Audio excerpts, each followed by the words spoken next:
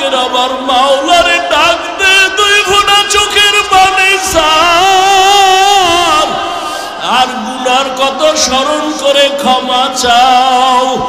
আর আল্লাহরে বলো আমার মাওলা যে কেমন দয়ার মাওলা। ওরে দরওয়াজা জানালা বন্ধ করে মোবাইলে তারা যে গুনাহ করেছো, ওই দরওয়াজা জানালার ভেতরের গুনার খবর মাও জানে না, বাবাও জানে না। ওরে আমার মাওলারে ফাঁকি দিতে পারো নাই রে বাবা। আরে তোমার গুনার খবর যদি মা জানতো ঘর থেকে বের করে দিত। কিন্তু আমার মাওলা যে কেমন দয়ার মালিক, গুনাহ করছি দেখছি, এরপরও ঘরের থেকে বের করে দেয় নাই, সম্মানের চেয়ার থেকে ফালাইয়া দেয় নাই। ও আল্লাহর বান্দারা, আজকে বাড়ি পাইছো, গাড়ি পাইছো, সন্তান বিবি পরিবার ক্ষমতা সবই পাইলা, কিন্তু আজকে যেইগুলি পাইয়া পাগল, চিন্তা করে দেখছো এগুলি কিছুই তোমার আমার আপন না। ওরে আজরাইল আইসা যখন রূহ দইরা টান মারবে, ওরে তোমার আপন মা বাবা তোমারে ফেলে দিবে, আর ঘরে ঢুকাইবে না, সাদা কাপড়ের প্যাকেট বানাইয়া কবরের দেশে পাঠাইয়া দিবে। এতদিন যে মা বাবার জন্য এত পাগল হইলাম, কেউ আমার সাথে যাবে না। আমি আস্তে আস্তে দেখি আমার বন্ধু নাই, আমার পাশের লোকগুলো সব আলাদা হয়ে গেল। এক পর্যায়ে আবার সাদা কাপড়ে পেঁচাইয়া আমারে বাগ বাগানে নিয়ে রওয়ানা। ওই কবরে অন্ধকার ঘর, বাতি নাই, কোনো সাথী নাই। ওই কবরে পাড়াইয়া পাড়াইয়া মাটি দিয়া সবাই চলে গেল, আমি এখন একা। আমার ডানে মাটি, বামে মাটি, সামনে পিছনে উপরে নিচে মাটি। কই আমার বাড়ি, কই আমার গাড়ি, কই আমার সন্তান, কই আমার মা বাবা, কই আমার ক্ষমতার চেয়ার, কই আমার সম্মান। এখন এই অন্ধকার কবরে দুইজন ফেরেশতা চলে আসবে প্রশ্ন করার জন্য। রবের পরিচয় দাও, ধর্মের পরিচয় দাও, রহমতের নবীর পরিচয় দাও। আমি যদি মাওলারে না চিনিয়া কবরের বিছানায় যাই, ওরে গুনাহগার বেনামাজি তখন বলবে হা হা লা আদরি, হা হা লা আদরি, হা হা লা আদরি। আফসোস আমি কিছুই জানি না, কিছুই জানি না, কিছুই জানি না। আমার রবকে আমি চিনি না, আমার ধর্ম কি জানি না, মুহাম্মদ নবীকে আমি চিনি না। নবী বলেন সাথে সাথে আমার মাওলা রাগান্বিত কুদরতি আওয়াজ দিবেন। আল্লাহ বলবেন ফেরেশতা, এর সাথে আর ভালো ব্যবহার করার কোনো সুযোগ নাই। এই বান্দারে আমি দুনিয়াতে কত আদর করছি, আমি আল্লাহ কত নিয়ামত খাওয়াইলাম। আমার দেওয়া জমিনের ফসল খাইলো, গাছের ফল খাইলো, নদীর মাছ খাইলো, একবারও শুকর আদায় করে নাই, বরং আমার নাফরমানি করেছে। আলেম ওলামারা বুঝাইলো, বুঝে নাই, বিরোধিতা করেছে। এখন আর সুযোগ দেওয়া হবে না, এর জাহান্নামের শিকল লাগাও, কবরের ভেতরে জাহান্নামের বিছানা দাও। আল্লাহ রাগান্বিত হয়ে বলবে নাফরমানের ধর, কবরের ভেতরে জাহান্নামের আগুন লাগায় দাও। আল্লাহ রাগান্বিত হয়ে বলবে ও কবরের মাটি, এই গুনাহগারের দুই পার্শ্ব থেকে জোরে জোরে চাপ দাও। এমন জোরে দুই পাশের মাটি চাপ দিবে, সহ্য করতে পারবি রে যুবক। একটা মশার কামড় সইতে পারো না, বেতের বাড়ি সইতে পারো না, সূর্যের গরম সহ্য করতে পারো না। গুনাহ নিয়ে কবরে গেলে কেমনে মাটির চাপ সহ্য করবা? ওরে আল্লাহরে এখনো বন্ধু বানাও, আল্লাহর খাঁটি ওলি আল্লাহ যারা উলামায়ে কেরামদের বন্ধু বানাও, এখনো সময় আছে, তওবা করো আর আল্লাহকে বলো মাওলা গুনাহ আর করব না, নামাজ ছাড়বো না, বেপরদায় চলবো না, দাড়ি কাটবো না। আমার মাওলার আযাব বড় কঠিন।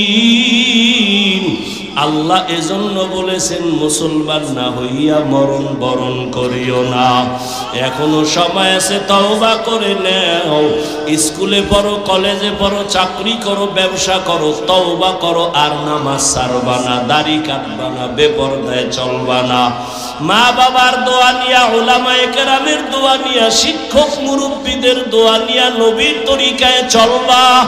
আল্লাহর কাছে 2 ফোঁটা চোখের পানি ছেড়ে দাও।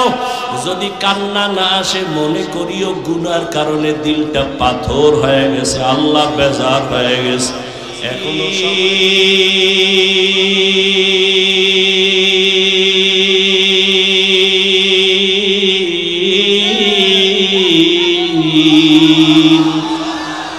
জীবনে মরণে ভয়, কি হবে সেই দিন, হে খোদা ধরাতে আসিয়া আজি বড়ই অসহায়,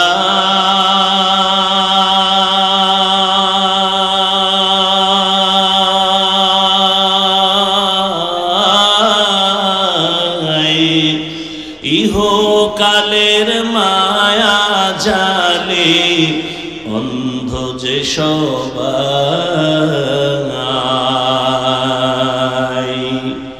দাও হেদায়াত মুক্তি দাতা গফুরুর রহিম।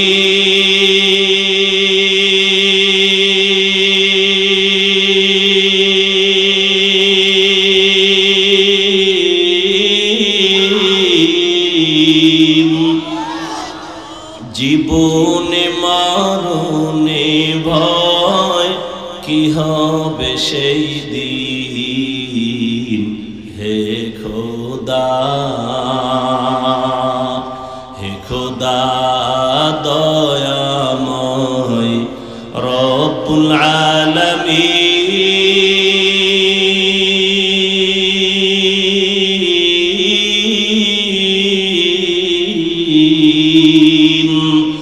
জীবনে মরণে ভয়, কি হবে সেই দিন, হে খোদা। এই চিন্তা করতে করতে আবু বকর জীবন কাটায় দিলেন। মরণে আমার কি উপায় হবে? পরশুদিন হাদিস দেখলাম, রহমতের নবী ইস্তেনজায় ঢুকছেন। ইস্তেনজা চিনেননি? এও তো অনেকে চিনেন, বাংলায় খাওয়া লাগবে না। রহমতের নবী হাজত ছাড়তে ঢুকলেন, বাথরুমে গেলেন। নবী বাথরুম থেকে বের হইয়া দ্রুত তায়াম্মুম করতেছেন মাটি দিয়া।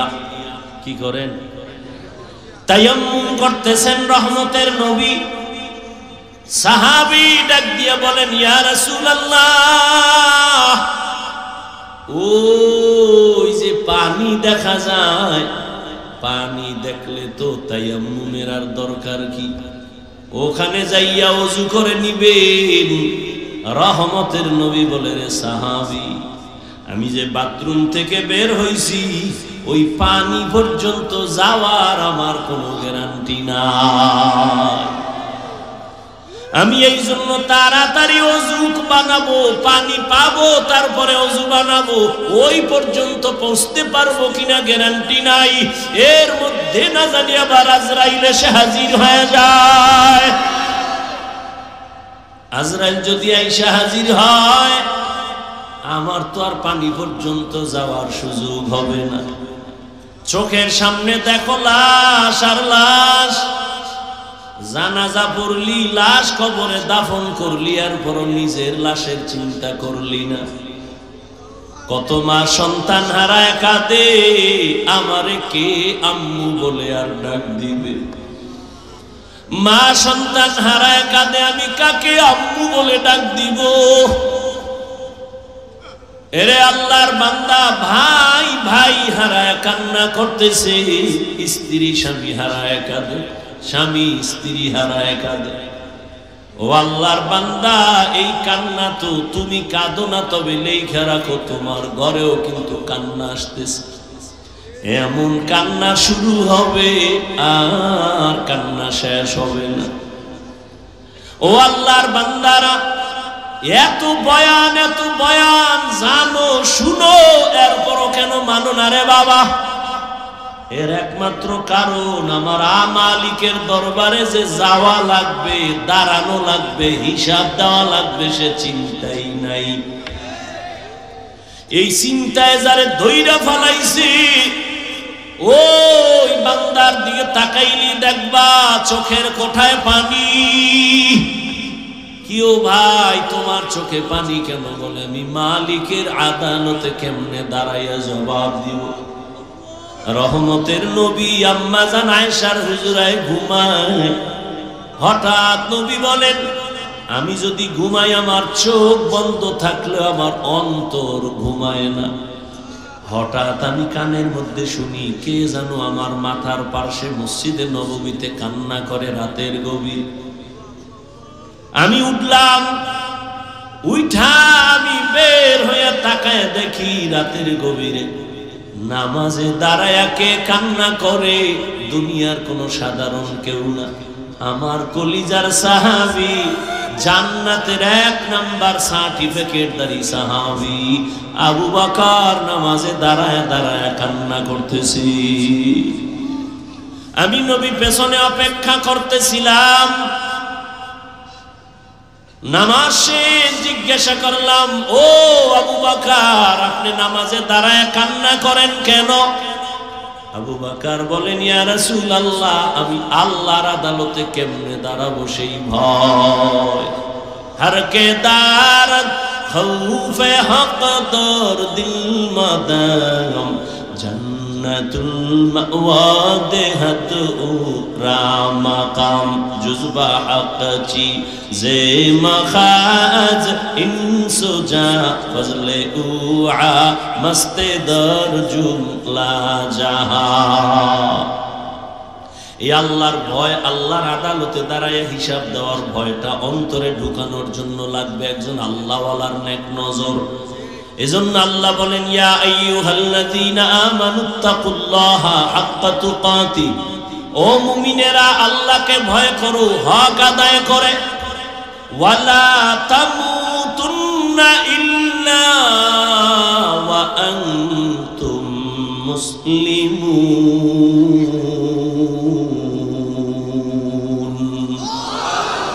মুসলমান না হইয়া মরিও না, সাবধান।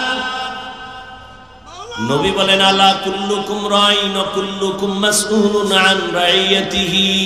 এই উলেকা মোনাজাত দিয়ে দিমু, মাওলায় যদি বাড়ি না নেয় কেমনে আগে বাড়ি যাবা? মাওলায় না নিলে পারবা? একজনে 1.5 ঘন্টা উঠে গেছে, তাড়াতাড়ি বাড়ি যাইব, আর একজনে মোনাজাত দিয়া কান্নাকাটি কইরে এরপরে রওনা হইছে বাড়ি যাব।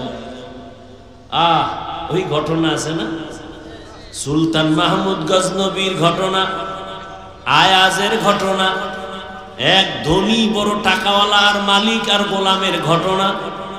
মালিক আর গোলাম বাড়ি যায়, হঠাৎ মালিকের কয়, গোলাম স্যার একটু দাঁড়ান, আমার একটু জরুরত আছে। কয় দাঁড়াই নাম।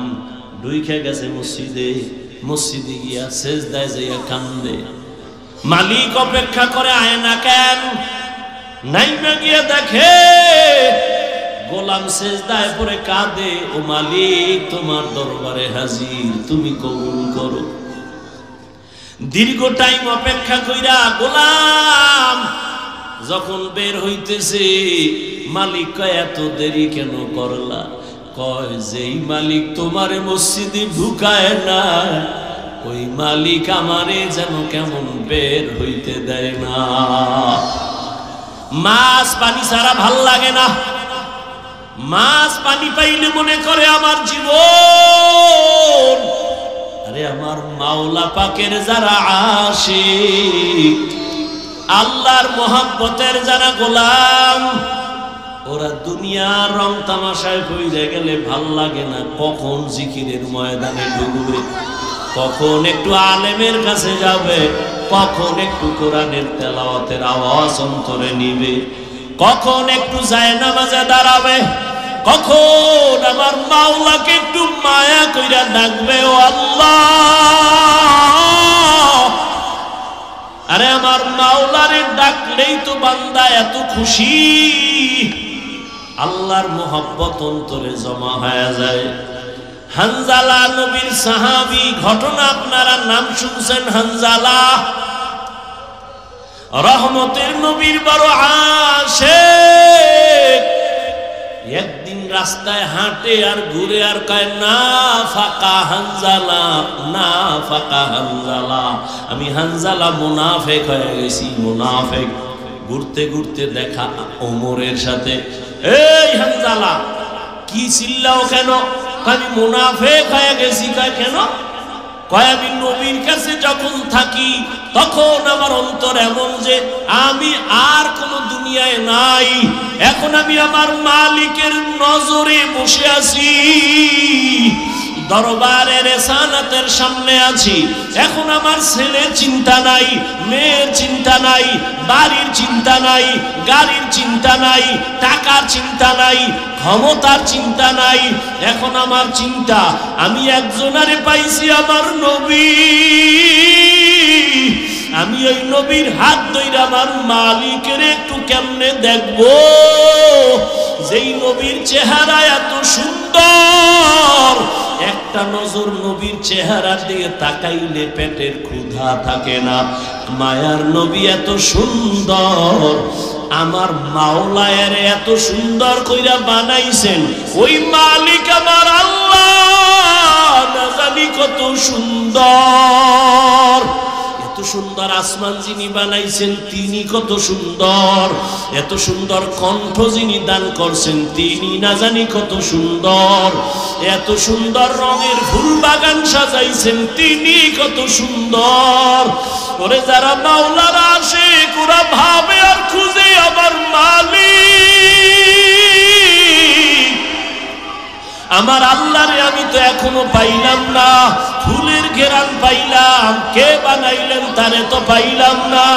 ওরে আল্লাহর মোহাব্বত যার অন্তরে জমা হয়ে গেছে, সে একবার আমার মাওলারে দেখার জন্য পাগল। হানজালা বলে, আমি নবীর দরবারে থাকলে আমার অন্তর থাকে একরকম, আমি নবীর দরবারের বাইরে গেলে তখন আবার অন্তর দুনিয়ামুখী হয়ে যায়। আমার ছেলে, আমার বাড়ি, আমার গাড়ি, আমার টাকা, আমার পয়সা, আমার ক্ষমতা, আমার চেয়ার, এই সব আমার অন্তর আইসা জমা হয়, আমি মুনাফিক হয়ে গেছি। ওমর কয়, তো এই অবস্থা তো আমারও হয়।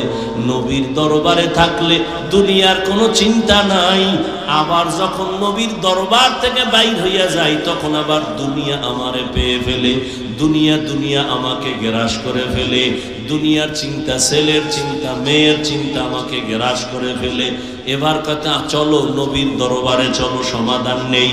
দোনোজনে যায়, মুনাফিক হয়ে গেছে। ওমরও কয় আমি মুনাফিক হয়ে গেছি, হানজালাও কয় আমি মুনাফিক হয়ে গেছি।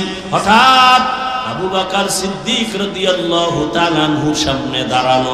এই ওমর, তুমি চিল্লাও কেন? কয় মুনাফিক হয়ে গেছি। হানজালাও কয় মুনাফিক হয়ে গেছি। কারণটা কি?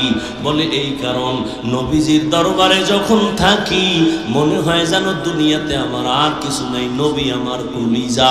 আমি নবীর হাত লাগাই আমার মালিক আল্লাহর সঙ্গে মোলাকাত করব। কিন্তু নবীর দরওয়াজা থেকে বের হইলে তখন আবার ঢুইকা যায় ছেলে, মেয়ে, স্ত্রী, পরিবার, দুনিয়ার চিন্তা। আবু বকর কয়, অবস্থা তো আমারও, মনে হয় আমিও মুনাফিক হয়ে গেছি।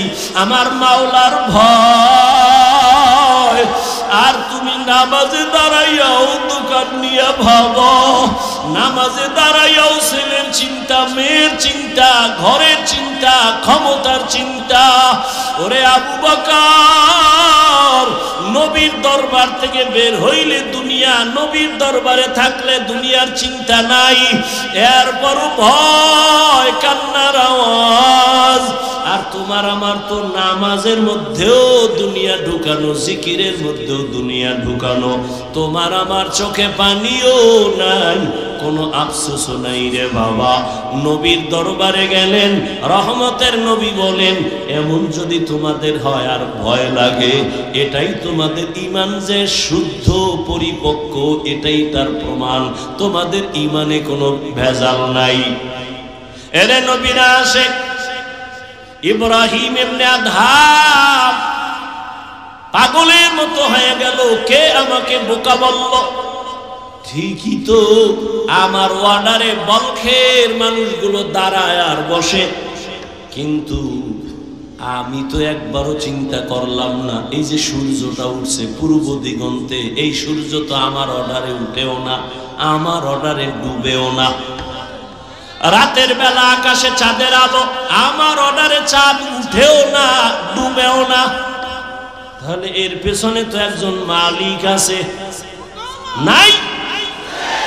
ওই মালিকের তালাশ করছনি? এরে আল্লাহর বান্দা, তোমারে কেউ হাদিয়া পাঠাইছে, কে পাঠাইছে তার পরিচয় নাও। মোলাকাতের জন্য পাগল, দেখা করলে মনে হয় আরো হাদিয়া দিবে। যেই মাওলায় তোমারে আমারে মানুষ বানাইছেন, কুকুর বানান নাই, শুকার বানান নাই, আবার আখিরি নবীর উম্মত বানাইছে, এত সুন্দর জীবন আমাকে দান করছেন। আমার মতোই তো কত মানুষ। ওই যাও ডিআইটি মসজিদের বারান্দায় যাও, বাইতুল মুকাররমে জুমার দিন গিয়া দেখো, পাও নাই, ভিক্ষা করে। দুইটা চোখের পাওয়ার নাই, বলে আমি অন্ধ, আমারে কিছু ভিক্ষা দাও। আমার মাওলায় যদি তোরে অন্ধ বানাইতেন রে যুবক, বল সারা রাত মোবাইলে নাচ গান কেমনে দেখতি? আমার মাওলায় যদি অন্ধ বানাইতেন, কে তোরে চক্ষু দান করত? আমার মাওলায় যদি তোরে বধির বানাইতেন, কে তোরে আর সুস্থ করত? কত মানুষ সুস্থ ছিল, হঠাৎ কইরা জ্বর আসছে, বিছানায় পড়ে একটা সাইট নষ্ট হয়ে গেছে, বিছানার থেকে এখন আর উঠতে পারে না, কণ্ঠ শেষ, জীবনটাই অর্ধেক হয়ে গেছে। এখন ছেলেও ভালো জানে না, মেয়েও ভালো জানে না। ও আমার ফতুল্লাহ এলাকার মুসলমান বাবারা, ও বৃদ্ধ বাবাজি, ও যুবক, একটু চিন্তা করো বাবা। আমরা নবীর আদর্শ মানতে গিয়া কই আমগো তো না খাইয়া কেউ মরি নাই, সম্মান কমে নাই। আমি তোমাকে বলি না আমগো মতো হুজুর হয়ে যাও, একবারও বলি না রে বাবা। বরং তুমি স্কুলে পড়ো আলহামদুলিল্লাহ, কলেজে পড়ো, চাকরি করো, ব্যবসা করো আলহামদুলিল্লাহ, তবে ওখানে থাইকেই তুমি আমার মালিকের সাথে একটা লাইন লাগাও, ওখানে থাইকা নামাজের সেজদা দাও। চাকরি করিয়াও কি তোমার মতো নামাজি নাই? ব্যবসা করে নামাজ ছাড়ে না এরকম জেনারেল লাইনের মানুষ কি নাই? তোমার মতো যুবক রাস্তায় গাড়ি চালায়, এক বেলার নামাজও ছাড়ে না, দাড়িও কাটে না। বলো বাবা তুমি কেন পারো না? তোমার মতো কত যুবক নদীর মধ্যে মাছ ধরে, নামাজ ছাড়ে না, বলো তুমি কেন পারো না? তোমার মতো যুবক স্কুল কলেজে পড়িয়াও নামাজ ছাড়ে না, বলো তুমি কেন পারো না? আসলে কি তোমার কপাল পুড়িয়া গেছে, নাকি কোরআন হাদিস মিথ্যা মনে করেছো? যদি বলো হ্যাঁ, তো একটা ভুল কোরআন থেকে বের করে দাও, আমিও দাড়িটা কেটে ফেলি, নামাজ বন্ধ করে দেই।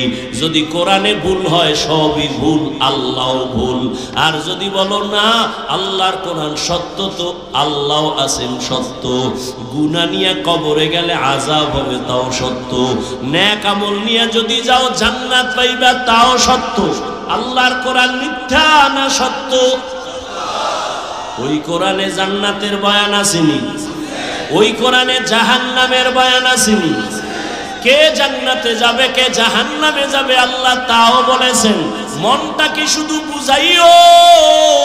হাফিজুর রহমান ভাই তো আমাদেরকে হুজুর হওয়ার জন্য তাকিদ দেয় নাই, হাফিজ ভাই তো কওমি মাদ্রাসায় যাইতে বলে নাই, হাফিজুর রহমান তো তাবলিগ না গেলে জাহান্নামে যাবা বলে নাই।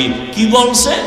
স্কুলে পড়লেও নামাজ ছাড়া যাবে না, স্কুলে পড়িয়াও তো আমার মতো যুবক নামাজ পড়ে, আমি কেন পারি না?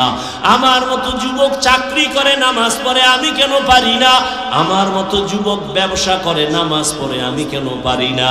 আমার কপাল বুঝি খারাপ, গুনার কারণে আল্লাহ বুঝি আমার উপরে বেজার হয়ে গেল। এখনো সময় আছে, তওবার দরজায় ফিরে আসো। আল্লাহ তাআলা বারবার ডাকে, আয়, কই যাবি বান্দা, আয়, যেদিকেই যাবি জাহান্নাম ছাড়া আর কিছুই নাই। আমার দরজাটা শান্তির আর রহমতের দরজা, তওবা কর, জীবনের সব গুনাহ মাফ করে দিব।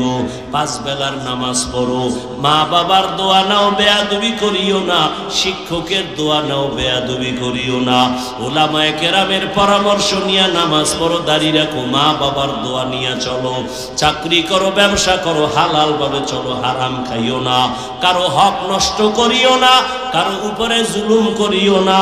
যদি এমত অবস্থায় তুমি নেক আমল নিয়ে কবরে যাইতে পারো, তোমার কবর হবে জান্নাতের বাগান। আল্লাহ তাআলা আরামের বিছানা দিবেন ফেরেশতার মাধ্যমে ঘুমানোর জন্য। আর যদি বান্দা গুনার মজা পাইয়া গুনাহ করতে করতে করতে করতে আজরাইলের হাতে ধরা খাইয়াই যাও, আজরাইল যদি আইসা দেখে তোর কানের ভেতরে গানের তার লাগানো, তুই বিছানায় শুয়া শুয়া গানের তার কানে লাগাইয়া গান শুনতেছো, আজরাইল যদি এর মধ্যে আল্লাহ পাঠায়া দেয়, অবস্থা কেমন তোমার খারাপ হয়ে যাবে। ঈমান নাই, কালেমাও তোমার জবানে আর আসবে না। নবী বলে, একটা জ্যান্ত ছাগলের চামড়া খুললে যেমন কষ্ট পায়, একটা গুনাহগার বেনামাজির রূহটা যখন আজরাইল নেয়, সেই কষ্ট শুরু হয়ে যায়। আজরাইলকে দেখে এক হাত মাশরিকে আর এক হাত মাগরিবে, পা জমিনে মাথা আসমানে, চক্ষু দুইটা বড় বড়, এখানে দেখাই গুনাহগারের কলিজার মধ্যে কম্পন শুরু হয়ে যায়। আর যেই জাহান্নাম আল্লাহ বানাইছেন, ওই গুনাহগারেরা জাহান্নামের ছবিটা দেখায়া দেয়। ও আল্লাহর বান্দা, তুমি আমি তো মানুষের কাতারেই নাই, যারা মানুষ। ওই যে আবু বকরের কথা বলতেছিলাম, রহমতের নবী, যার কোনো গুনাহ নাই, তিনিও কান্না করতেছেন আল্লাহর আদালতের হালাতের কথা চিন্তা করিয়া। আম্মা জান আয়েশা রাদিয়াল্লাহু আনহা বলেন, নবীজিকে আমি জিজ্ঞাসা করলাম, নবী আমার রুমে বৈশা কাঁদেন কেন?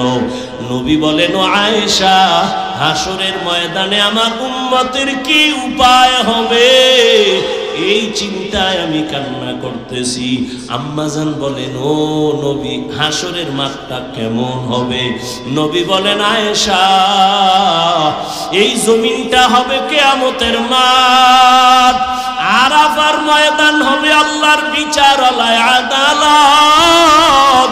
এই দুনিয়ায় তো বড় বড় মাস্তান তো চলে গেল, আল্লাহর কোরআনের একটা ভুল বের করতে পারে নাই, নবীর একটা কথার মিথ্যা প্রমাণ করতে পারে নাই। আল্লাহর নবী বলেন, ওই হাদিস এখনো আছে, কোরআন এখনো আছে। আম্মা জান আয়েশাকে নবী বলেন, কিয়ামতের ময়দান এমন এক অবস্থা হবে, পুরা জমিনটা সমান হবে। সূর্যটা এখন তো বিজ্ঞানীরা বলে জমিন থেকে 9,30,00,000 মাইল উপরে। কিয়ামতের ময়দানে আল্লাহ অর্ডার করবে, সূর্য নিচে নেমে আয়, তোর যত মুখ আছে নিচে কর, যত তাপ আছে তাপ জমিনে ছাড়। সূর্যের তাপে জমিনটা পুরিয়া তামা হয়ে যাবে। স্বর্ণ হবে না কেন? জমিনটা পুরিয়া রূপা হবে না কেন? পিতল হবে না কেন? মুফাসসিরিনে কেরাম বলেন, স্বর্ণ, রূপা, তামা, পিতল এগুলো হবে না। জমিনটা তামা হওয়ার কারণ, তামার ধাতুর মধ্যে একটা গুণ আছে, স্বর্ণের মধ্যে নাই, রূপার মধ্যে নাই। বলে কি? স্বর্ণের এক মাথা গরম হলে ভিন্ন মাথা গরম হয় না, রূপার এক অংশ গরম হলে অন্য অংশ গরম হয় না। কিন্তু তামা এমন একটা ধাতু, এক পার্শ্বে গরম হয়ে গেলে পুরাটাই গরম হয়ে যাবে। আল্লাহ যখন বলবে, সূর্য তুই মনের মতো তাপ দিতে পারো না, আজকে সব তাপ ছাইরে দাও। সূর্যের এমন তাপ শুরু হয়ে যাবে, জমিনটা তামা হয়ে যাবে। নবী কান্না করেন আর বলেন, আয়েশা, অন্যদিকে জাহান্নামের আওয়াজ, জাহান্নাম চিল্লায়া বলবে, আল্লাহ বেনামাজি কই, বেপরদাওয়ালা গুনাহগারেরা কই, আমার পেটের মধ্যে দাও, আমার পেটে বড় ক্ষুধা। আল্লাহ বলবে, জাহান্নাম একটু অপেক্ষা কর, আমি বিচারটা শেষ করে নেই, তারপরে তোর খোরাক আমি দিতেছি। নবী বলেন, জাহান্নাম থামে না। তখন আল্লাহ অর্ডার দিবেন, এই ফেরেশতারা জাহান্নামের গলার মধ্যে 70,000 শিকল লাগাইয়া বাঁধো। এক একটা শিকলের গোড়ায় 70,000 ফেরেশতা ধইরা ভালো কইরা পেছন দিকে টাইনা রাখ, ও যেন আমার আদালতের দিকে আসতে না পারে। যদি আমার আদালতের দিকে আগায়, আমি তো আর বিচার করতে পারবো না। জাহান্নামের আগুন এই মানুষগুলোকে পেটের মধ্যে নিয়ে নিবে। আল্লাহর অর্ডারে ফেরেশতারা জাহান্নামের গলায় শিকল লাগাইয়া 70,000 করে এক একটা শিকলের গোড়ায় জাহান্নামের ধরবে, ধইরা রাখতে পারবে না। এত চিল্লানি দিয়া বলবে, আল্লাহ বেনামাজি গুনাহগার আমার খোরাকগুলো দাও, ক্ষুধা। আল্লাহ পাক নবী বলেন, আল্লাহর ফেরেশতারা যখন ধরে রাখতে পারবে না, তখন আমি মুহাম্মদের অন্তরে বড় মায়া, আমি সাথে সাথে সিজদায় পড়ে বলবো, আল্লাহ জাহান্নামের ফিরাও, আমার উম্মত মনে হয় ধইরা ফালাইবে, ফিরাও, আমার উম্মত যেন জাহান্নামের আগুনে না যায়। আমার উম্মত যদি জাহান্নামে যায়, আমি জান্নাতে যাব না। তখন আল্লাহ বলবে, নবী আপনি মাথা উঠাইয়া দেন, কাঁদিয়েন না, আপনার কান্না আমি সহ্য করতে পারি না। আমি মাথা উঠাইয়া দিব। আল্লাহ পাক দেখে জাহান্নাম এখনো দাঁড়ায় না, শিকলেও ধরে রাখতে পারে না। তখন আল্লাহ আমার সান্ত্বনার জন্য একটু কুদরতি হাতের পানি ফেরেশতারে দিয়া বলবেন, জাহান্নামের গায়ে ছিটায়া দাও। যখন জাহান্নামের গায়ে আল্লাহর দেওয়া কুদরতের পানিটা ছিটায় দিবে, জাহান্নাম দ্রুত গতিতে পেছনে ভাগতে থাকবে। ফেরেশতারা বলবেন, আল্লাহ এতক্ষণ আমরা 70,000 শিকল লাগাইয়া যেই জাহান্নামের ধরে রাখতে পারি না, তুমি এমন কি বরকতের পানি দিছো যে জাহান্নাম এখন নিজে নিজে পেছনে দৌড়ায়, ভাগতেছে? কারণ কি? এটা কি জমজমের বরকতি পানি? না কি এটা কাউসারের পানি? না এটা কি আবে হায়াতের পানি? না এটা দুনিয়ার বরকতের কোনো পানি? না তোমার বৃষ্টির পানি? না কোনো সমুদ্রের পানি? আল্লাহ বলবে, ফেরেশতা এই পানি জমজমের পানিও না, কাউসারের পানিও না, এই পানি আবে হায়াতের পানিও না, এই পানি দুনিয়ার কোনো পানি না, বৃষ্টির পানি না। আল্লাহ বলবেন, আমার মায়ার নবীর গুনাহগার উম্মতের চোখের পানি। দুনিয়াতে আমার মায়ার নবীর উম্মতেরা গুনার কথা স্মরণ করে কাঁদত। মানুষ যখন ঘুমায়া যাইতো, আমার আশিকের কান্না শুরু হয়ে যাইতো। গভীর রাতে সিজদায় পড়ে বলতো, দয়ার মালিক, আমার মতো গুনাহগার এই জমিনে আর কেউ নাই। গুনার কারণে আমার হাত না পাক, আমার চোখ না পাক, আমার জিহ্বা না পাক, আমার অন্তর না পাক। আয় আল্লাহ, তোমার দেওয়া সূর্যের আলো, পানি, বাতাস সব নেয়ামত খাইয়া তোমার নাফরমানি করেছি। আজ আমি গুনার কারণে মনে হয় আমার জাহান্নাম ছাড়া উপায় নাই। আমার গুনার খবর আমার মাও জানে না, বাবাও জানে না, ভাই বোন স্ত্রী পরিবারের কেউ জানে না। আমার গুনার খবর আমার মা বাবায় যদি জানতো লাথি মেরে ঘর থেকে বের করে দিত। আমার গুনার খবর যদি আমার স্ত্রী জানতো আমাকে স্বামী বইলা গ্রহণ করত না। আমার গুনার খবর যদি আমার সন্তান জানতো কোনদিন আমাকে বাবা বলতো না। ও দয়ার মালিক যে তুমি কত দয়ার মালিক, তুমি আমার সব গুনার খবর জানো। ও আল্লাহ, এ যুবকের আমার মাওলারে ডাক দে, দুই ফোঁটা চোখের পানি ছাড়, আর গুনার কত স্মরণ করে ক্ষমা চাও। আর আল্লাহরে বলো আমার মাওলা যে কেমন দয়ার মাওলা। ওরে দরওয়াজা জানালা বন্ধ করে মোবাইলে তারা যে গুনাহ করেছ, ওই দরওয়াজা জানালার ভেতরের গুনার খবর মাও জানে না, বাবাও জানে না। ওরে আমার মাওলারে ফাঁকি দিতে পারো নাই রে বাবা। আরে তোমার গুনার খবর যদি মা জানতো ঘর থেকে বের করে দিত। কিন্তু আমার মাওলা যে কেমন দয়ার মালিক, গুনাহ করছি দেখছি, এরপরও ঘরের থেকে বের করে দেয় নাই, সম্মানের চেয়ার থেকে ফালাইয়া দেয় নাই।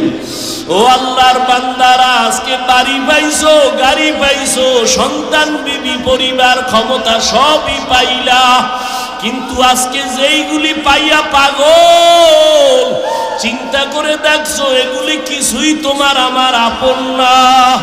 ওরে আজরাইল আইসা যখন রূহ দইরা টান মারবে, ওরে তোমার আপন মা বাবা তোমারে ফেলে দিবে, আর ঘরে ঢুকাইবে না। সাদা কাপড়ের প্যাকেট বানাইয়া কবরের দেশে পাঠাইয়া দিবে। এতদিন যে মা বাবার জন্য এত পাগল হইলাম, কেউ আমার সাথে যাবে না। আমি আস্তে আস্তে দেখি আমার বন্ধু নাই, আমার পাশের লোকগুলো সব আলাদা হয়ে গেল। এক পর্যায়ে আবার সাদা কাপড়ে পেঁচাইয়া আমারে বাগ বাগানে নিয়ে রওয়ানা। ওই কবরে অন্ধকার ঘর, বাতি নাই, কোনো সাথী নাই। ওই কবরে পাড়াইয়া পাড়াইয়া মাটি দিয়া সবাই চলে গেল, আমি এখন একা। আমার ডানে মাটি, বামে মাটি, সামনে পিছনে উপরে নিচে মাটি। কই আমার বাড়ি, কই আমার গাড়ি, কই আমার সন্তান, কই আমার মা বাবা, কই আমার ক্ষমতার চেয়ার, কই আমার সম্মান। এখন এই অন্ধকার কবরে দুইজন ফেরেশতা চলে আসবে প্রশ্ন করার জন্য। রবের পরিচয় দাও, ধর্মের পরিচয় দাও, রহমতের নবীর পরিচয় দাও। আমি যদি মাওলারে না চিনিয়া কবরের বিছানায় যাই, ওরে গুনাহগার বেনামাজি তখন বলবে হা হা লা আদরি, হা হা লা আদরি, হা হা লা আদরি। আফসোস, আমি কিছুই জানি না, কিছুই জানি না, কিছুই জানি না। আমার রবকে আমি চিনি না, আমার ধর্ম কি জানি না, মুহাম্মদ নবীকে আমি চিনি না। নবী বলেন সাথে সাথে আমার মাওলা রাগান্বিত কুদরতি আওয়াজ দিবেন। আল্লাহ বলবেন ফেরেশতা, এর সাথে আর ভালো ব্যবহার করার কোনো সুযোগ নাই। এই বান্দারে আমি দুনিয়াতে কত আদর করছি, আমি আল্লাহ কত নিয়ামত খাওয়াইলাম। আমার দেওয়া জমিনের ফসল খাইলো, গাছের ফল খাইলো, নদীর মাছ খাইলো, একবারও শুকর আদায় করে নাই, বরং আমার নাফরমানি করেছে। আলেম ওলামারা বুঝাইলো, বুঝে নাই, বিরোধিতা করেছে। এখন আর সুযোগ দেওয়া হবে না, এর জাহান্নামের শিকল লাগাও, কবরের ভেতরে জাহান্নামের বিছানা দাও। আল্লাহ রাগান্বিত হয়ে বলবে নাফরমানের ধর, কবরের ভেতরে জাহান্নামের আগুন লাগায় দাও। আল্লাহ রাগান্বিত হয়ে বলবে ও কবরের মাটি, এই গুনাহগারের দুই পার্শ্ব থেকে জোরে জোরে চাপ দাও, এমন জোরে দুই পার্শ্বের মাটি চাপ দিবে সহ্য করতে পারবি রে যুবক। একটা মশার কামড় সইতে পারো না, বেতের বাড়ি সইতে পারো না, সূর্যের গরম সহ্য করতে পারো না, গুনাহ নিয়ে কবরে গেলে কেমনে মাটির চাপ সহ্য করবা? ওরে আল্লাহরে এখনো বন্ধু বানাও, আল্লাহর খাঁটি ওলি আল্লাহ যারা উলামায়ে কেরামদের বন্ধু বানাও। এখনো সময় আছে, তওবা করো আর আল্লাহকে বলো মাওলা গুনাহ আর করবো না, নামাজ ছাড়বো না, বেপরদায় চলবো না, দাড়ি কাটবো না। আমার মাওলার আযাব বড় কঠিন। আল্লাহ এজন্য বলেছেন মুসলমান না হইয়া মরণ বরণ করিও না। এখনো সময় আছে, তওবা করে নাও। স্কুলে পড়ো, কলেজে পড়ো, চাকরি করো, ব্যবসা করো, তওবা করো আর নামাজ ছাড়বা না, দাড়ি কাটবা না, বেপরদায় চলবা না। মা বাবার দোয়া নিয়া, উলামায়ে কেরামের দোয়া নিয়া, শিক্ষক মুরব্বীদের দোয়া নিয়া নবীর তরিকায় চলবা। আল্লাহর কাছে দুই ফোঁটা চোখের পানি ছেড়ে দাও। যদি কান্না না আসে মনে করিও গুনার কারণে দিলটা পাথর হয়ে গেছে, আল্লাহ বেজার হয়ে গেছে। এখনো সময় আছে, আল্লাহকে বলো আল্লাহ দিলটা নরম বানায়া দাও। ওরে ডানে বামে দেখো, তোমার মতো কত গোলামের চোখে পানি, তোমার আমার চোখে কেন পানি নাই? গুনার কারণে আল্লাহ বেজার। ওরে কান্নাওয়ালার কাছে হাতটা বাড়াইয়া দোয়া চাও আর বলো, ও কান্নাওয়ালা ভাই আমার জন্য একটু দোয়া করেন, আমার গুনার কারণে আমার কলবটা পাথরের মতো শক্ত, আমার চোখে পানি আসে না। দোয়া কান্নাওয়ালার দোয়া ফেরত যাবে না। আল্লাহর কাছে তওবা করো, মরিয়াও গেলে আর নামাজ ছাড়বা না, গুনাহ নিয়ে কবরে যাইবা না। যদি তওবার নিয়ত হয় দুটো হাত আমার আল্লাহকে দেখাইয়া দাও। আয় আল্লাহ হাতগুলো কবুল করে নেন, তওবা কবুল করে নেন। আয় আল্লাহ তওবার উপরে মজবুত হইয়া চলার তৌফিক দান করেন, আমিন। আলহামদুলিল্লাহি রাব্বিল আলামিন, والصلاة والسلام على سيد الأنبياء والمرسلين وعلى آله وأصحابه أجمعين يا أرحم الراحمين يا أرحم الراحمين يا أرحم الراحمين رب ارحمهما كما ربياني صغيرا رب ارحمهما كما ربياني صغيرا এ জীবনে না করিলাম বন্দেগী, গুনাহ করে কাটাইলাম জিন্দেগী।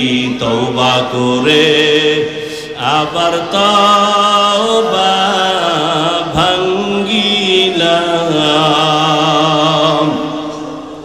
অবশেষে খাঁটি তওবা করিলাম, অবশেষে খাঁটি তওবা করিলাম। ইয়া আল্লাহ কুদরতের নজর দিয়া